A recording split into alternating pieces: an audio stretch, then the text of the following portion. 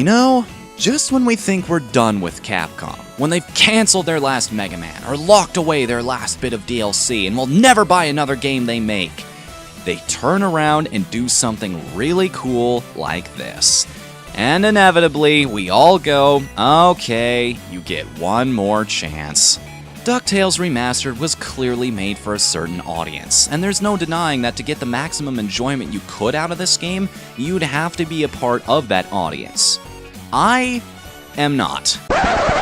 See, I was raised on the Super Nintendo, so I'm part of that awkward generation that technically qualifies as retro gamers despite missing out on half the retro library. I know of the original game, and I was sure to do my research on it before writing this review, but I don't have fond memories of it like most others. Same thing with the show. I remember watching and liking it, but I have so very few clear memories of my childhood that recalling the specifics of a cartoon on top of that is actually asking quite a lot. The point is, I went into this with about as blank a perspective as someone my age can have. And you know what? I was still blown away.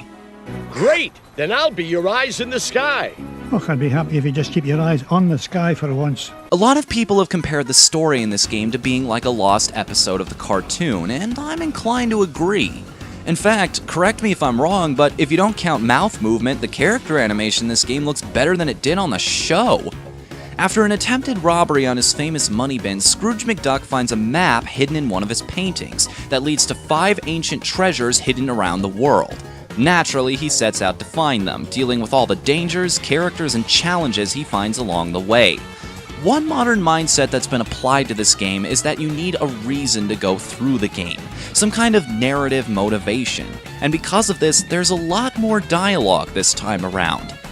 But it's a good thing that every word is worth your time, because WayForward and Capcom took the effort to hire either the original voice actors or the Disney-approved replacements to voice all the characters. That alone wouldn't have been enough, though, if they hadn't also retained the witty writing DuckTales is famous for. So aside from being as authentic as possible, the dialogue here is also charming, to the point, and genuinely funny at times. You dirty cheat! Only you could sink so low! And at 15,000 feet, no less. What could have been seen as a detraction from the original's fast pace turned out to be an argument in this version's favor because it's handled so well.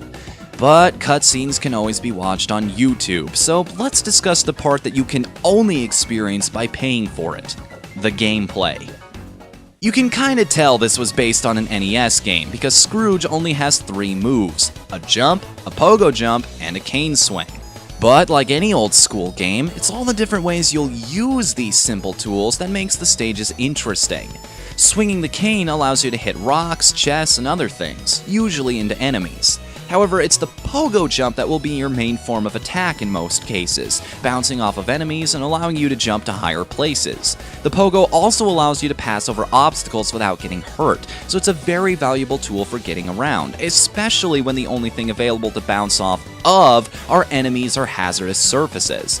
Veterans might remember that you had to hold down and the pogo button to use the move, but in this version, that's been simplified to just the one button. You can still use the classic pogo if you want, which I recommend if you plan on eventually playing this game on the harder difficulties. I like how they handled these as well, and it's worth going over the differences between them.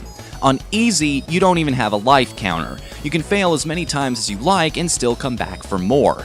On medium, if you lose all your lives, you start over back at the mansion and have to try the whole thing again. Too bad, you already used up your chances to get it right. You did say you didn't want this to be easy, after all. It doesn't even save your treasure, but you can find 5 extra heart containers if you're good enough. On hard, there are fewer health pickups and only 2 heart containers, just like in the original. However, there are also tons more lives hanging around if you're diligent enough to find them.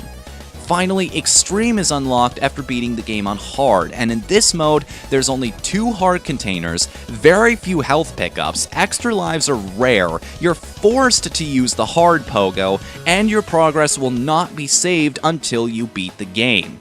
So basically you're playing the NES version. There's also a special message that appears if you can beat the game on this difficulty, so it might be worth checking out, but like I said, get used to hard pogo ahead of time, because if you try jumping into extreme without being used to it, you're gonna have a bad time. So besides it being characteristic for Scrooge, you may be wondering what the point is to picking up all this money scattered about the stages, to which the answer is absolutely nothing. In the original game, collecting money was how you got the different endings, and there was even a special one devoted to what happens if you end the game with $0. That's not the case here. The only purpose of the money is to buy concept art and rare production images from the show. This is totally worth it to me. I love studying professional line work and understanding why one color begins and another ends in certain places. But if that's not your bag, there's almost no reason to even bother hunting for the gems. There are leaderboards, but be warned, I've experienced consistent crashes when trying to access them on the Wii U version. I'm not sure whether it's a good thing or a bad thing ensuring a satisfying ending no matter how you play, as opposed to making people quote-unquote earn it. Didn't you already earn it by putting in enough time to actually beat the game? So make your own judgment call on that one. However, one gameplay element I'm positive is a problem is that for a while, I could not get the pogo jump to work 100% of the time. Maybe it's just the way I hold the D-pad or something with the version I own, but no matter what I did, it always seemed to be a gamble whether or not an enemy I was jumping towards would actually be bounced off of. It took me 2.5 playthroughs, but I finally figured this out. So let me share my method with all of you so that you may benefit from my frustration. It tells you that you need to jump and press down plus the pogo button to use the jump.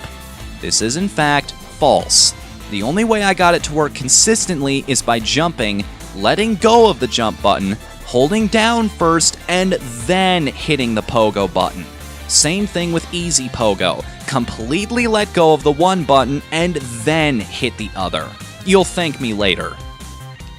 Now here's the part that was going to be scrutinized the most by old fans. The weird part about DuckTales on the NES is that the music from it has almost become more famous than the game itself. So anything claiming to be the official remastering of it would have to be an absolute masterpiece. That's exactly what the music in this game is, and I can't say I'm surprised. This is Jason Kaufman we're talking about. You could just say he had a lot to work with, but no. It's much more than that. Whoever did these covers has a very clear understanding of how music works and why the original songs inspired the emotions that they did.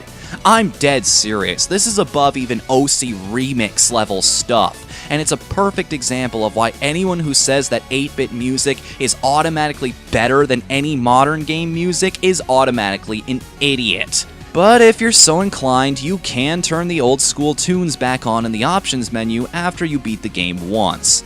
And that's not the only thing that's gotten an upgrade either. The bosses from the original are much more complex now, introducing new attacks and strategies for you to memorize, Magicka Dispel being one of the best examples. There are 2 new stages not featured in the NES game, the latter of which holds one of my favorite new game tunes in recent history, and there are plenty of nods and Easter eggs to the original that old school fans will surely appreciate. I'm positive I'm not the only one who had a bit of a fanboy moment when they jumped into Scrooge's money bin for the first time.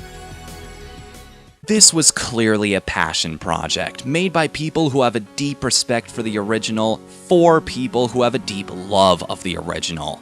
Even if you don't have fond memories of the game or the show, you're getting a damn good platformer with so much character and solid gameplay that it may just turn you into a fan.